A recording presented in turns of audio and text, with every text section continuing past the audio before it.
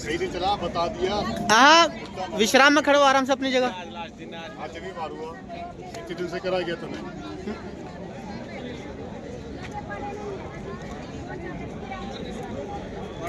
Second batch का आज दीक्षांत समारोह है।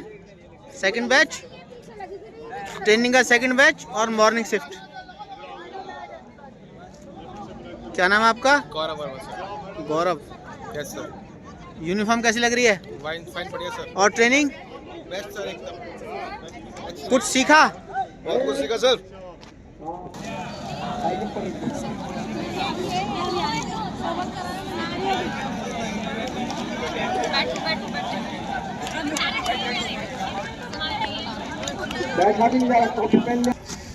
बैठिए भाई, सावधान है, आराम से बैठिए।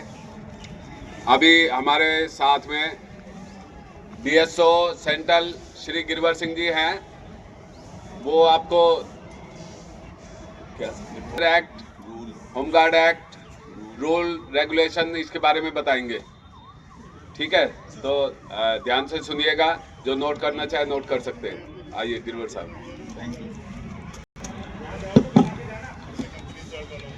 जय हिंद और good morning to all newly recruited हमारे जवान। सबसे पहले जैसे साहब ने मेरा परिचय दे दिया, मेरा नाम गिरवर सिंह, मैं डीएसओ सेंट्रल और डीएसओ लिटिगेशन कैपेसिटी में काम करता हूं यहाँ पर। और आपको होम गार्ड के एक्ट रूल के बारे में किसी ने कुछ बताया? कौन से साहब ने बताया था?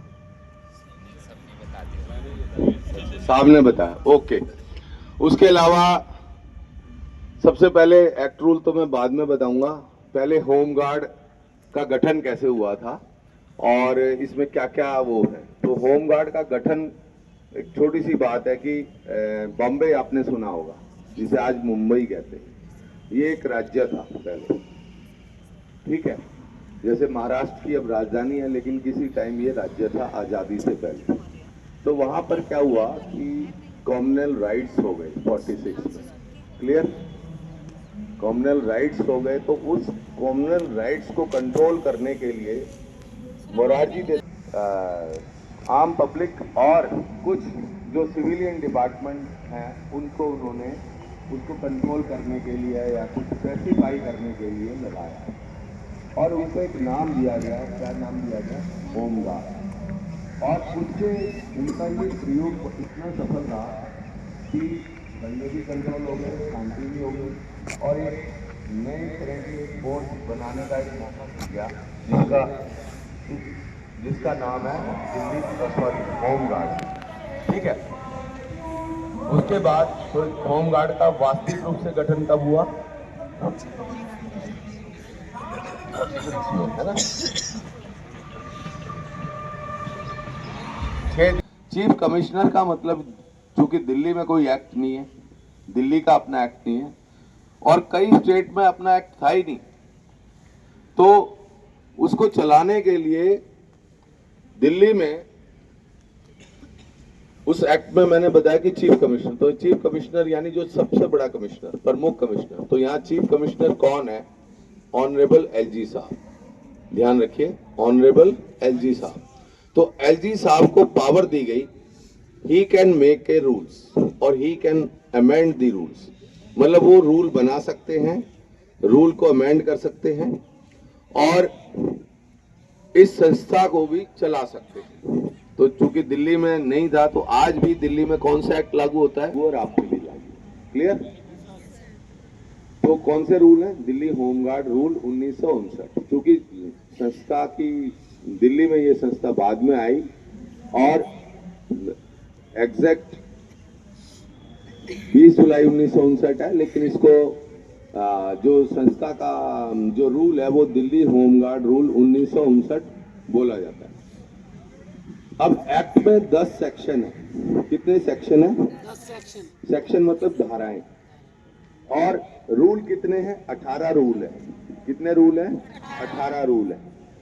तो ये मैं ज्यादा नहीं बताऊंगा क्योंकि यूट्यूब में पेड स्टाफ भी काम करता होगा और भी होंगे, नौकरी करते होंगे। उनका भी 50 लाख का बीमा नहीं होगा अगर दिल्ली पुलिस बनी।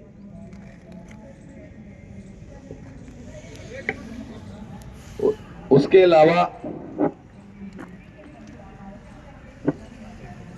तो एक और है, यहाँ पर आप जानते होंगे डेथ दो प्रकार की होती है ना, दो प्रकार की, एक होती है नेचुरल डेथ और एक होती है एबनॉर्मल डेथ या अननेचुरल डेथ। नहीं बचेगा तो बात की बात है। तो uncertain life is a full of uncertainties. आप इस बात को ध्यान रखिए, लाइफ जो जीवन है अनिश्चितताओं का खेल है, अनिश्चितताएं भरी है इसमें और आपको डरना भी नहीं है, लेकिन उस रिस्क को कवर करना है ताकि आप जीवन में आपको कोई नुकसान हो तो उसको कम से कम किया जाए। तो इसको कवर अप करने के लिए हमें कुछ पेमेंट बेसिस पे ये नेचुरल डेथ का इंश्योरेंस कराना पड़े तो कराए, ठीक है। तो वो 5 लाख का होता है, करीबन 1200 रुपए देके, इसमें प्लस माइनस हो सकता है। और एक जो फ्री ऑफ कॉस्ट है वो 50 लाख प्लस एक्सिस बैंक और हमारे डिपार्टमेंट की तरफ से आपके लाइफ का किया हुआ। तो आप अंडरस्टैंड, सबको समझ आ गया? लेकिन एक्स ग्रेशिया की कुछ कंडीशंस होती हैं कि भी आपकी हाजिरी लगी हो, ड्यूटी पर हैं, क्या कारण है, कोई आत्महत्या का कारण तो नहीं है। कई बार क्या होता है, एक हमारे लास्ट ईयर एक